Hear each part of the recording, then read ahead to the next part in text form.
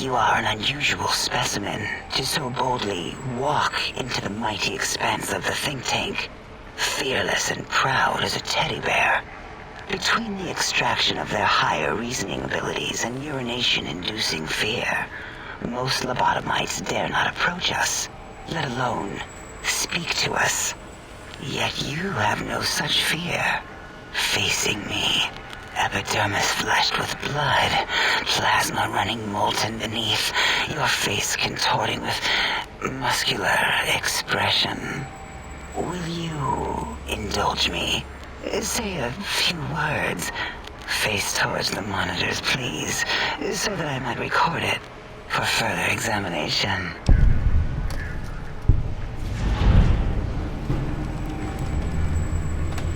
Yes, go on.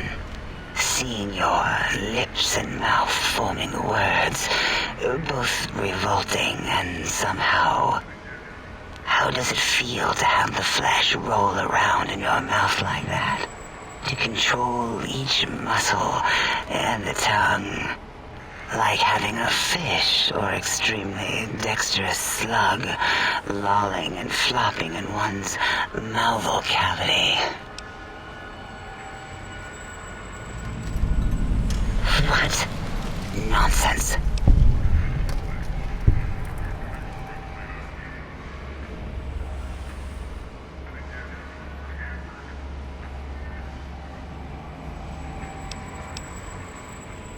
What?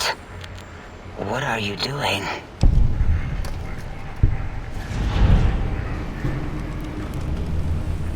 Stop it. Why? Why are you making me partake in this filthy formography?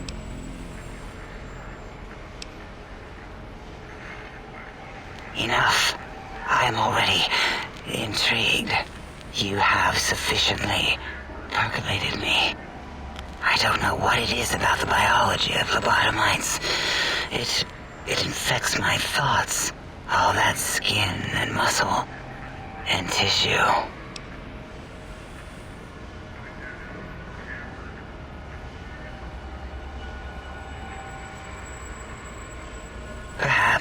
Perhaps there is value in what you say. I did so enjoy breathing once, long ago.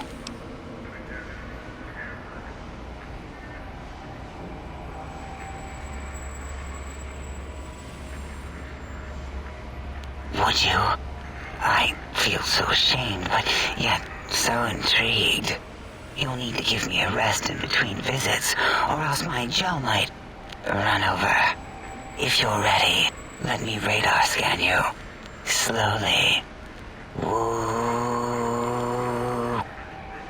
Woo. Purple, purple, woo.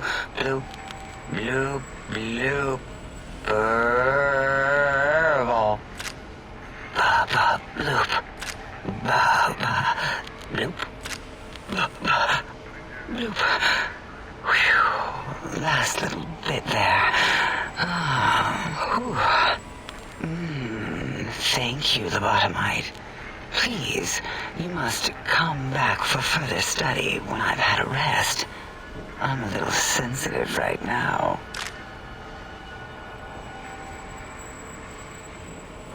Why, my little bear of teddiness. I am Dr. Dalla, first head chief researcher of mineralogy and medicinal sciences. I have 211 doctorates in both applied sciences and techniques to apply those sciences. I also possess a degree in curiosity and advanced curiosity. That is merely schooling, however. When possible, I prefer fieldwork and observation to holotape eidetics. It has proven useful, especially now. I have become the expert on humanology and lobotomite behavior here at Big Mountain. My research doesn't descend into formography. It is only science.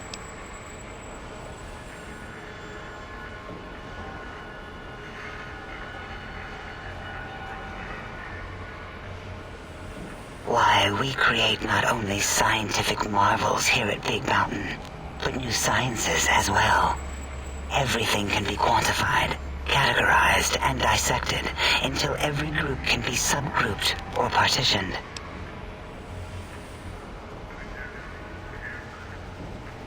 What is a name without a title or suffix for the sake of hierarchy? It is a long-standing quantification of personality and importance. We could not do without it. Surely you must be aware of the gravity of such attached appellations, just as surely as you must have a title.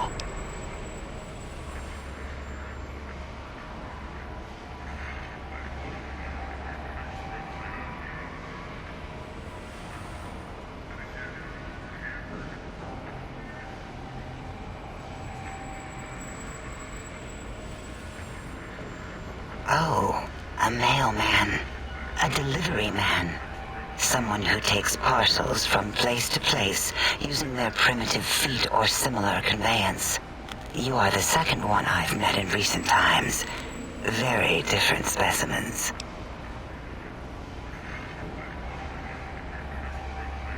Of course. You must have met others in your travels. This one had met other couriers too, although it sounded as if he hadn't met the correct one. He asked us all many questions, and then he asked a most perplexing one. We had to segment the event out of our memories for safety. I do not know, nor should we try to access it. Perhaps Klein has the logs. My evaluation would be to let your own curiosity go. I do not think that Klein remembers the conversation as being satisfactory.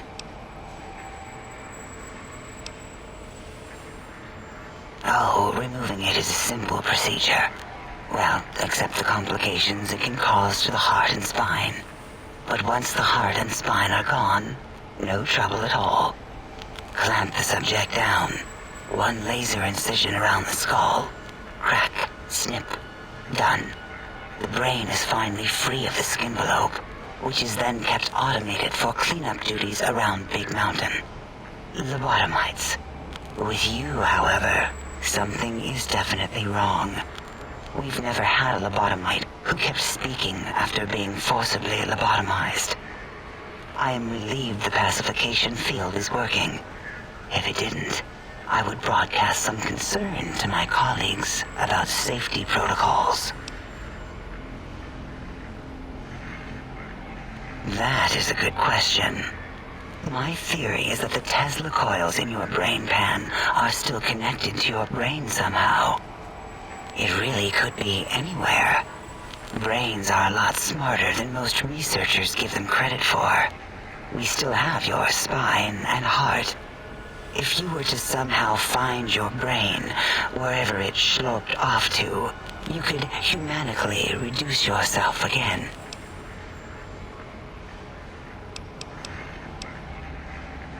It is the pacification field emitters that are broadcasting into the emptiness of your skull. Without a brain, your aggression is suppressed in here.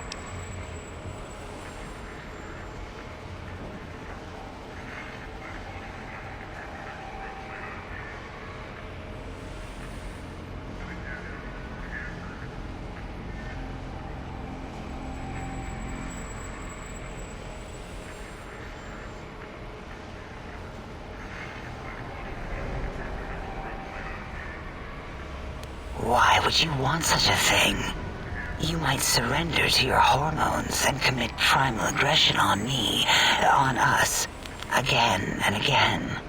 Then I would have to return the favor, activating my vivisectors and gently lobotomizing you from behind. Not something I would relish doing.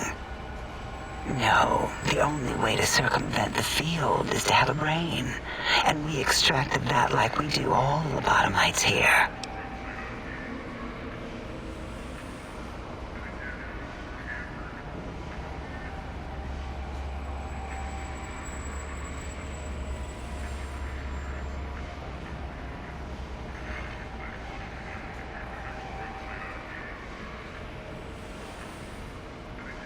Perhaps you are stuck in a looping gesture of verbal intercourse.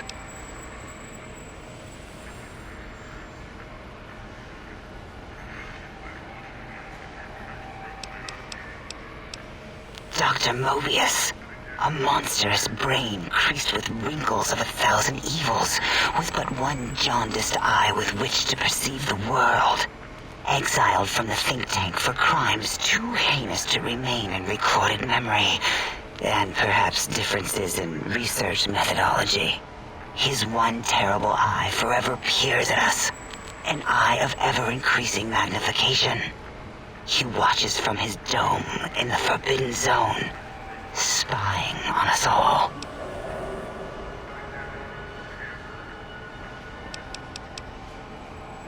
It'll all become clear. If not, at least we will have the technology here at the Dome, where all technology belongs. When we have all the technology, all the answers, we can share it with the world, piece by piece. All will be in order, and all will be like Big Mountain.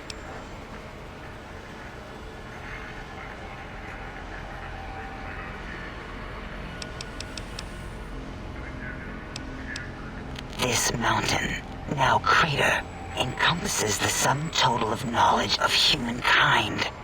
It is Big Mountain, where all questions can be answered. You'll see, no matter what your questions, Big Mountain will provide the answers, as it has done for so many before you. Oh yes, we've had other subjects visit. It's why we had to calibrate the pacification field and warm up our brainial beams and vivisectors. Only a short time ago, we had 3-1 subjects arrive, and they ruined several experiments, and even injured 2 of our staff. It is a shame their brains left with them. With you, however, we have taken precautions to ensure that problem won't repeat itself. We've conditioned you so you can't speak of this place, discuss our secrets, or attempt to use force against us in any way. Isn't that nice? Because 3-1 is 2. 2 spoke to us, one after the other. One mean, one curious. But there was a third we didn't speak to. The last one is the -1. It got traumatized, then taken to one of our medical centers for de-traumatization. A rather unsettling procedure. Ask Dr. O. And you could have asked 8 once, until he was severely damaged in the attack. We like him better this way.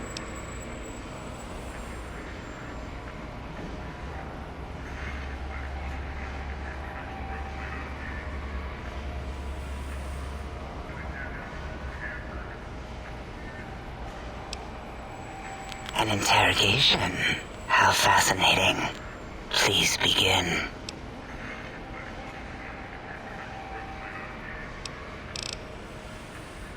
Until our next interaction, my intriguing little lobotomite.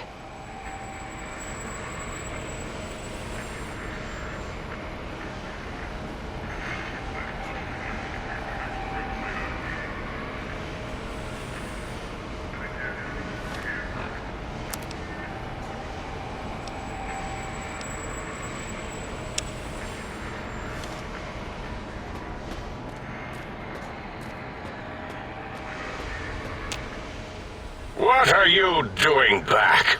Mobius's threats persist. Worse, he's filling up our transmission storage holotape to capacity.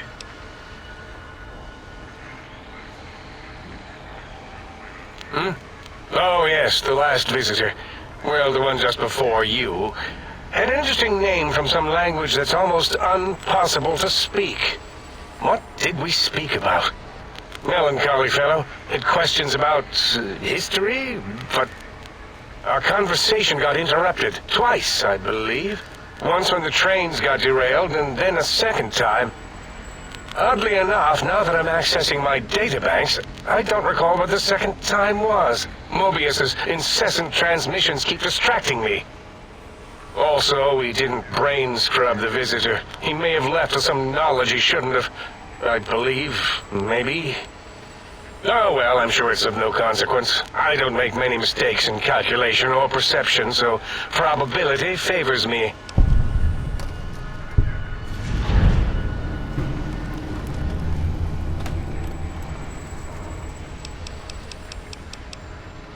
Yes, a most goodbye.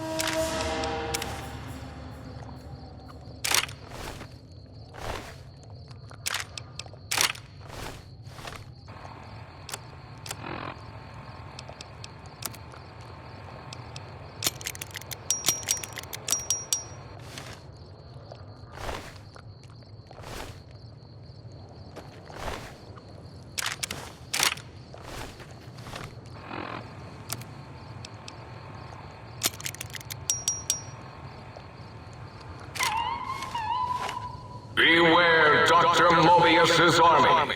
His robo-scorpions crawl everywhere. Intelligence to devour and stupefy.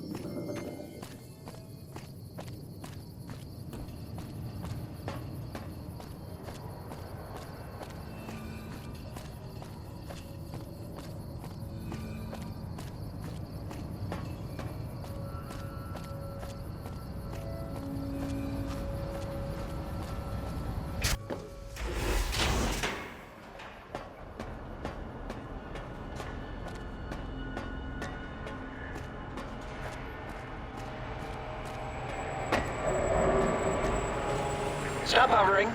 I need... if you want.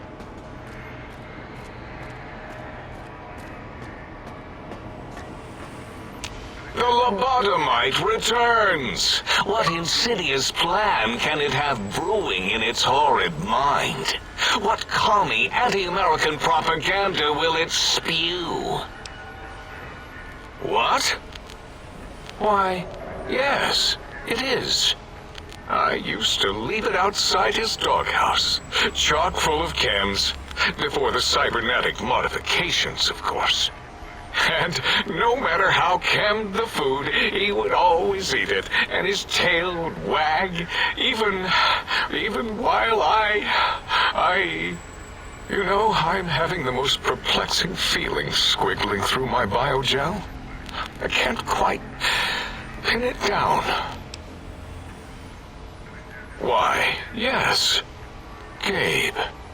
No matter how awful my day had been, he was always waiting there. How odd. My gel is decoagulating. And when I would talk to him about Betsy, and how Marcus would beat on me and call me Smarty's sissy pants, he'd just sit there, head on my knee, and...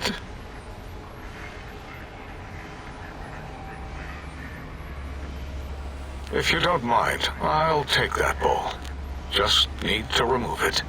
Put it away, somewhere out of radar range. For some reason, its similarity to the crater shape of Big Mountain is starting to fill up all available cognitive spaces. That, combined with my own overwhelming feeling of having done something terrible, the two were hitting me with unexpected force.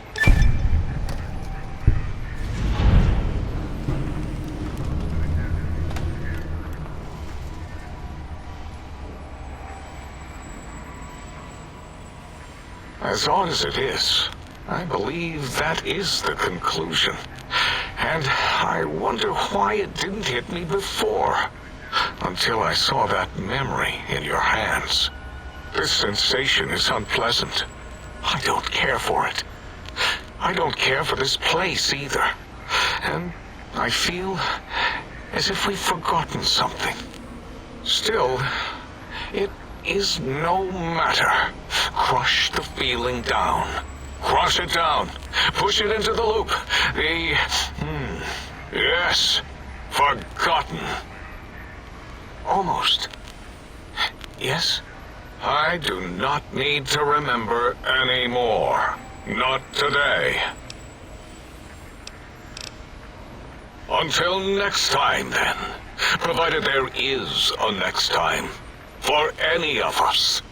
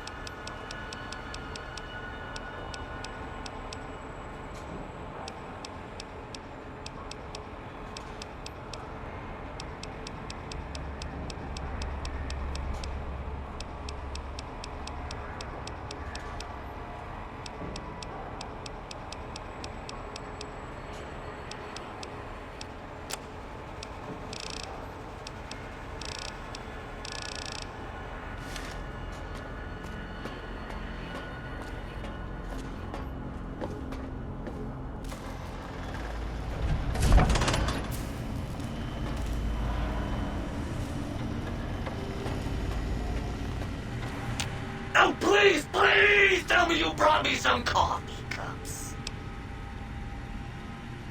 Yep, here you go. Oh, sweet fulfillment. I'll break these down for you just as fast as I can.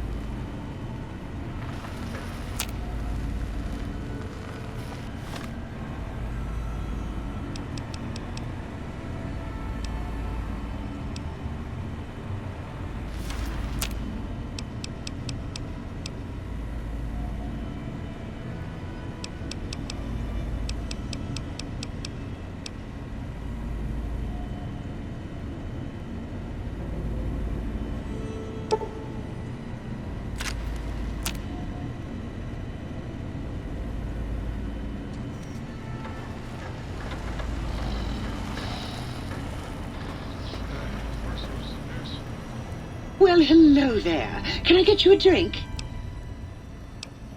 I can do that. They've been thoroughly washed, haven't they?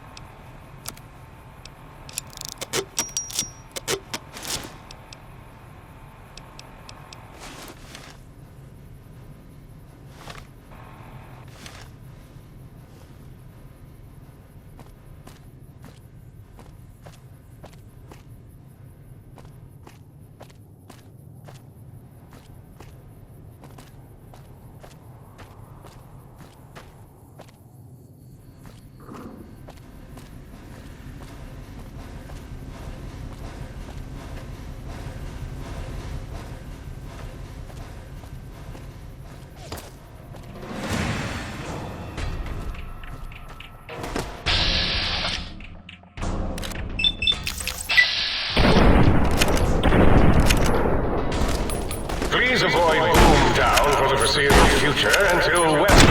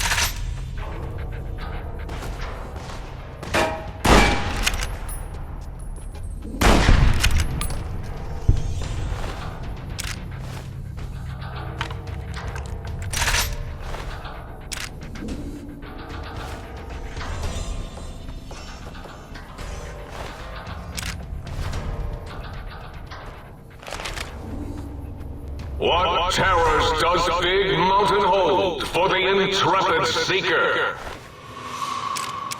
Really? Does anyone know? I'm at a loss.